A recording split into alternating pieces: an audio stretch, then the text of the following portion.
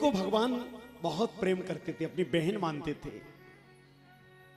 और द्रौपदी भी भगवान को एकदम इतना प्रेम करती थी, इतना प्रेम करती थी। द्रौपदी सपने में भी मालूम क्या कहती थी?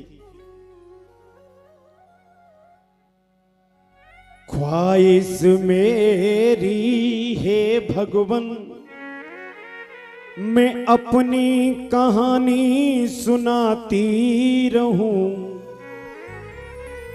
चरणों की धूल को लेकर नित माथे से लगाती रहूं। मेरे रोने पे जो तुम्हें आए हंसी कृष्ण, तो रो रो के तुमको हंसाती रहूं। मेरे रोने पे कृष्ण अगर तुमको हंसी आवे तो रो रो के जीवन भर हंसाते रहे।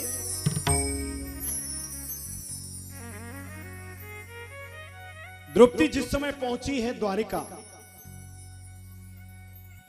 16,108 रानियां बैठी हैं, भगवान कृष्ण कुर्सी पर बैठे हैं, वहीं बगल में कुर्सी पर द्रौपदी बैठ गई।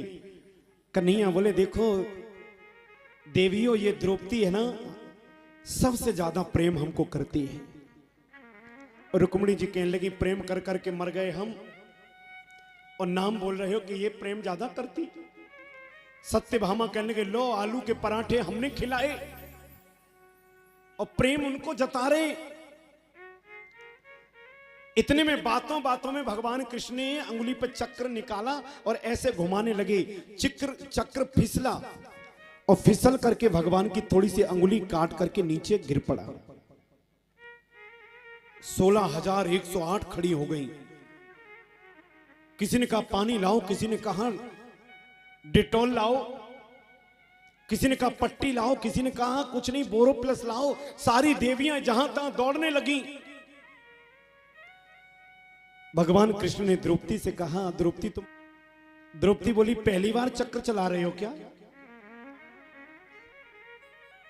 इसी अंगुली पे तुमने श्याम कई बार चक्र चलाया है, इसी अंगुली से तुमने माने इंद्र का घटाया है, इसी अंगुली पे नाथ आपने गिरवर उठाया है। आज कटी अंगुली ये तुमने कैसा खेल रचाया है। बड़ी बड़ी रणभूमि में बड़े बड़े राक्षसों की गर्दन को काट दिया, और आज औरतों के बीच में बैठ करके चक्कर चला रहे और अंगुली कट गई।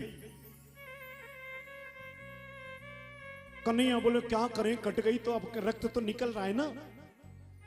तुरंत द्रौपदी ने विचार नहीं किया। अर्जुन ने जो अमोघ साड़ी थी पता नहीं कहां से लाके दी थी, द्रौपदी ने विचार नहीं किया, तुरंत साड़ी को पकड़ा, 4 अंगुल पकड़ करके फाड़ा और फाड़ करके पानी में डुबो करके पट्टी बांधी कृष्ण की। चिंता न करना, 10 मिनट में रक्त बंद हो जाएगा, खून बंद हो जाएगा।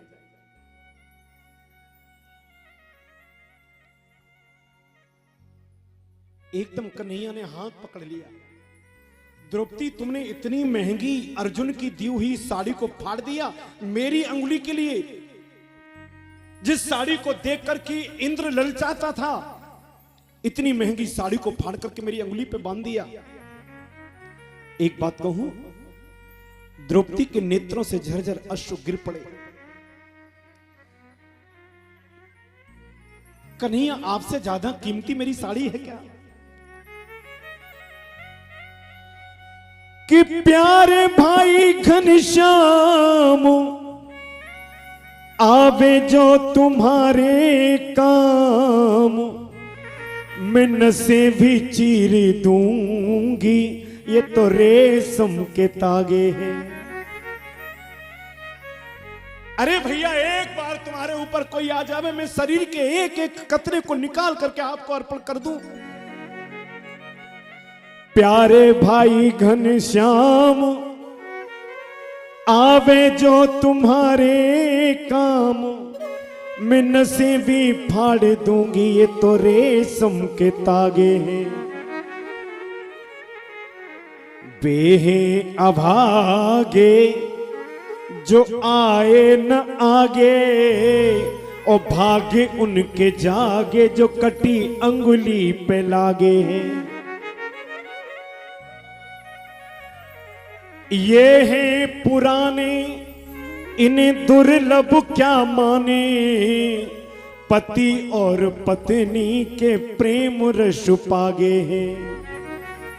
मैंने कहा फाड़ा चीर देख के तुम्हारी पीर, होके अधीर धागे आगे आगे भागे हैं।